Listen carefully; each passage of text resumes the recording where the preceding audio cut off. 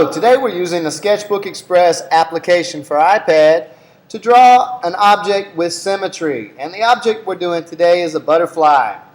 First, let's review all of the SketchBook Express icons and their functions. Please repeat the name of each one after me. Gallery. Add new sketch. I for information. Undo arrow. Redo arrow. Brush editor, draw styles, free draw, line tool, rectangle tool, circle tool, symmetry, text, transform, layers. Today we're going to focus on using the Symmetry tool. Right now I have Symmetry activated. I can see what looks like a butterfly. Two wavy lines, and right down the middle is one line. That one line is our line of symmetry.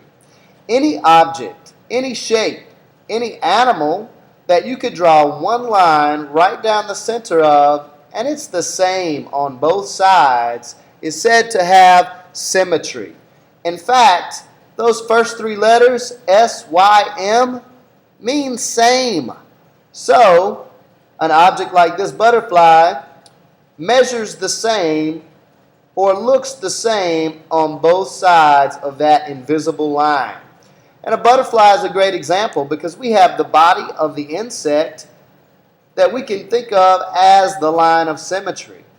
So this is an example of what we're going to do today. Let's begin at the beginning.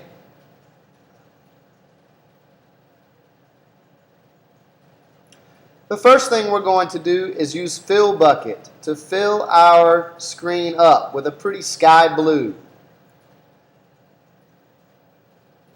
Let's pick a darker color to draw with. I'm going to pick dark blue to draw the body of my butterfly with. And I'm going to use the paintbrush. We're going to use paintbrush B right there on the second row.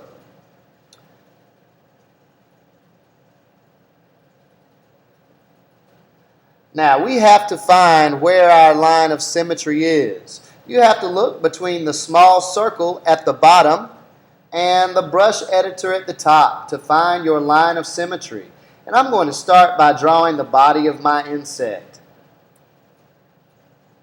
Now notice my shape doesn't connect at the bottom. I'm going to try that again. Just use undo arrow to start over. We want a very thin body for our insect, a little head, and some antenna.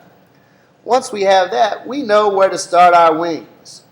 For our butterfly wings, we're going to do a nice large shape that comes down and meets back in the middle.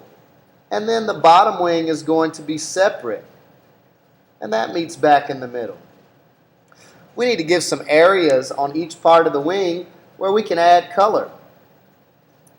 All of these just look kind of like large oval shapes. Make sure they touch the body of the insect so that those oval shapes are closed.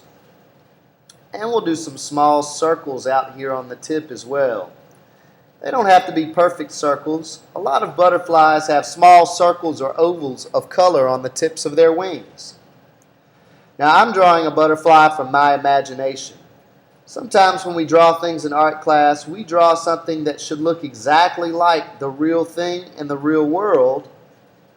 And our butterfly bears some resemblance to butterflies in the real world, but it's not copying the exact design of any butterfly in the real world.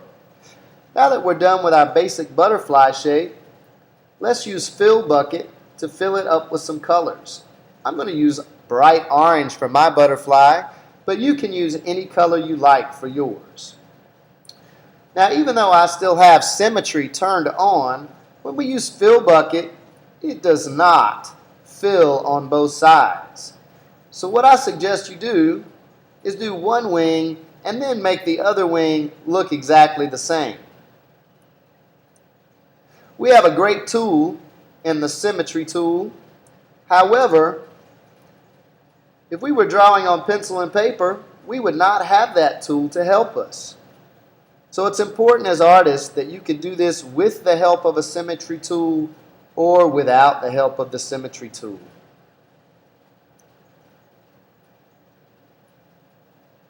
And I'm going to do red for my spaces on the bottom of the butterfly wing. Now, I don't want my butterfly to look exactly like the sky. I'm going to use a pink for the rest of the parts of the butterfly wing. That looks great. Lots of butterflies are colored to look like flowers. That helps them hide from their enemies. If you have a very small space, like I have a very small space in the insect's body, you might need to zoom in to be able to color that very small space. Same thing up here with my insect's head.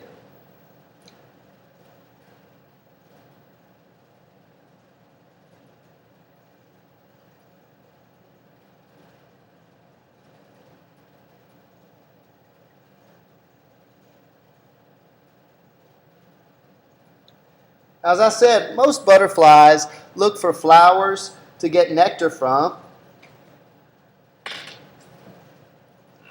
We're going to keep symmetry on to draw some flowers at the bottom of our screen. We'll continue to use free draw, and I'm going to pick a nice dark green for the stem of my flower, and I'm going to continue using paintbrush. Paintbrush B. As I come down to the bottom, I'm going to start by giving myself a row of grass. Lots of zigzag lines will make my grass at the bottom.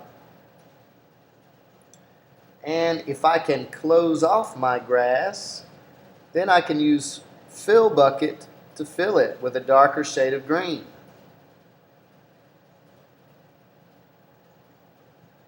I'll go back to paintbrush B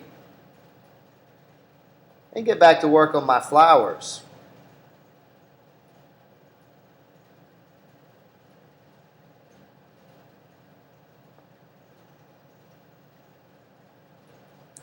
Put some little leaves on my flowers. I'll come back and draw the flowers in a different color. These are just the stems of the flowers.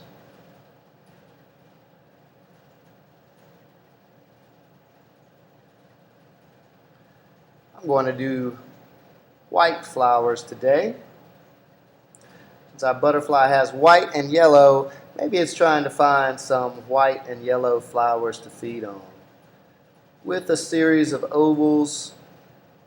These are like wildflowers that we frequently see by the side of the road. And since these areas are very small, I'm not using fill bucket. I'm just going to go ahead and color them in.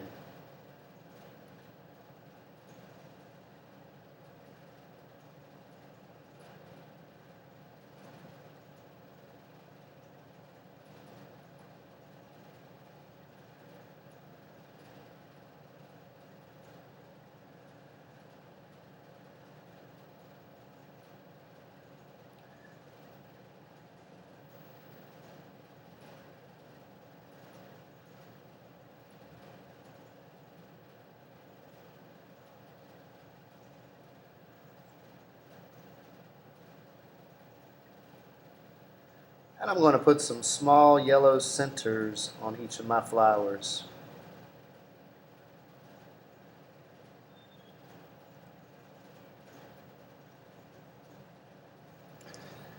Well, that's a beautiful sky. We could put some rainbows or a cloud in it. Let's try doing a rainbow in our sky very quickly. Oh, I'm going to add a new layer for my sky, so I press the Layers palette, just plus to give myself a new layer.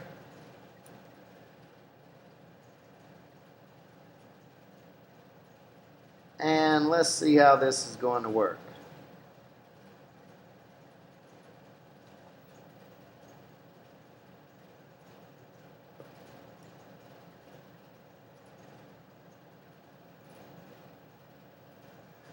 Not so good, so let's stop there.